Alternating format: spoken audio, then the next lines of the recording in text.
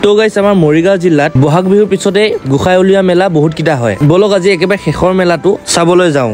তো গাইছ যাবলৈ ওলালো টাউনলৈ কাৰণটো হল বহুত দিনৰ আগতে ইনষ্টাগ্ৰামত চিনাকি হোৱা ভাইটি এটাক লগ কৰিবলৈ গৈ আছো তাৰ ঘৰ এনে শিৱসাগৰত আৰু সি আজি কিবা এটা কামত মৰিগাঁও আহিবলগীয়া হ'ল এনেও বহুত দিনৰ আগৰ পৰা তাক লগ কৰিম বুলি ভাবিয়ে আছিলো আৰু সিও মৰিগাঁও আহিলে ভালেই হ'ল লগ কৰিব পালো আৰু তেনেকৈ তাক অলপ মৰিগাঁওখন ঘূৰাই ময়ো ঘৰলৈ উভতি আহিলো ঘৰত অলপ সময় ৰখাৰ পাছতে যাবলৈ ওলালো মেলা চাবলৈ মানে এইটো বছৰৰ শেষৰটো মেলা আজি বৰঙাবাৰীত আছে মানে এইটো মেলা এশাহী মেলা বুলি কয় তেনেকৈ আহি মেলা পাই গলো কালি ৰাতি বৰষুণ দিয়া চবফালে বোকা হৈ আছে মেলা খালিলৈ গৈ ভিতৰত বহুত টাইম ঘূৰিলো ঘূৰাৰ পাছতে আমাৰ সম্পৰ্কে আকৌ ল'ব বিচাৰিলে